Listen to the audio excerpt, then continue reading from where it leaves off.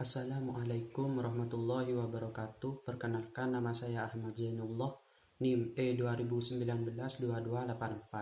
Di sini saya dari kelompok 5 sebagai pemateri keempat tentang pendidikan dan pembangunan ekonomi di Indonesia. Yang pertama, pada pergeseran struktur ekonomi yang semula didominasi oleh sektor pertanian kemudian beralih ke industri. Idealnya diikuti dengan peningkatan skill dalam penggunaan teknologi serta pertumbuhan struktur tenaga kerja. Hal ini tidak sejalan dengan transformasi ekonomi yang terjadi.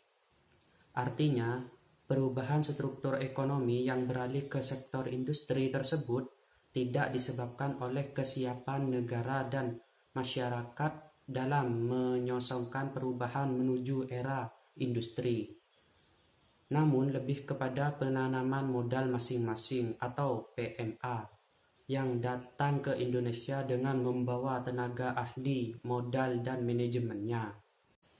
Memilih jumlah tenaga kerja di bidang pertanian menimbulkan permasalahan tersendiri bagi negara. Kompleksitas permasalahan yang timbul adalah produktivitas pertanian yang terus menurun, degradasi lahan pertanian, kemiskinan pedesaan yang terus meningkat, kerawanan pangan, kriminalitas, dan lainnya urbanisasi. Realitas seperti ini menjadi kurang diperhatikan oleh para pembuat kebijakan. Dalam hal ini pemerintah, karena komunikasi yang buruk antara tenaga kerja dominan dalam hal ini pada sektor pertanian dengan para pembuatan kebijakan, sehingga masalah yang ada tidak cepat tertanggulangi. Hal tersebut tertutupi dengan kinerja makroekonomi yang menurut beberapa pihak menuju peningkatan. Teori Turo (1999) tentang piramida kekayaan terdiri 6 pondasi. 1. Kemakmuran bangsa adalah sosial organisasi. Ini terkait dengan kemampuan pemerintah mengorganisasi ketersediaan fasilitas publik seperti membangun dan memperbaiki. Kedua, entrepreneurship, bahwa setiap individu dapat mengambil inisiatif untuk melakukan hal yang baru. Ketiga, creating knowledge, yakni ilmu pengetahuan akan menghasilkan terobosan dasar dalam pembangunan teknologi yang akan menciptakan pertumbuhan ekonomi. Keempat, skill. Penduduk yang memiliki keahlian sangat dibutuhkan untuk menemukan pengetahuan baru, proses, dan produk baru. Kelima, tools. Kemajuan ekonomi dan kekayaan adalah fungsi dari investasi human made capital. 6. Natural and environmental resources. Pertumbuhan ekonomi bukan musuh untuk pihak-pihak yang peduli lingkungan. Menurut S. Suryadi (1999), pembangunan pendidikan adalah faktor terpenting dalam peningkatan kualitas SDM. Sistem pendidikan perlu diarahkan pada perwujudan sistem yang mampu menyesuaikan diri, bahkan mungkin mendorong proses perubahan yang terarah untuk menghadapi tantangan lingkungan yang berat dan terus berubah. Selanjutnya, S. (1999)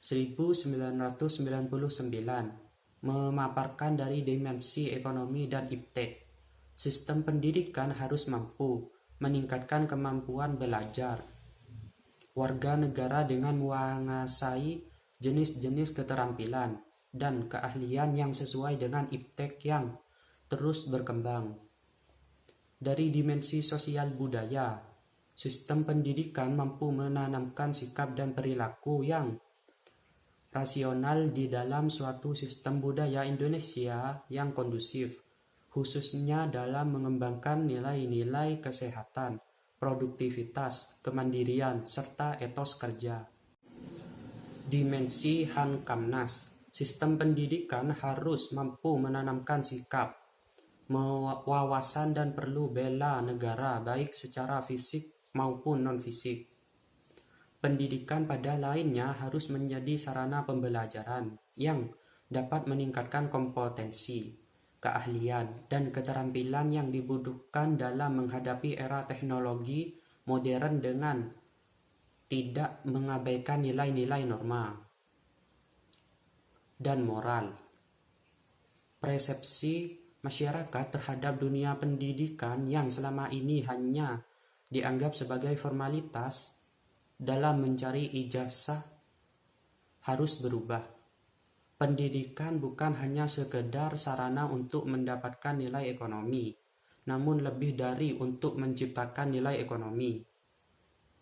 Pada hakikatnya bertujuan membentuk manusia-manusia yang memiliki kepribadian dan jiwa wirausaha. Sekian materi dari saya, kurang lebihnya mohon maaf. Assalamualaikum warahmatullahi wabarakatuh.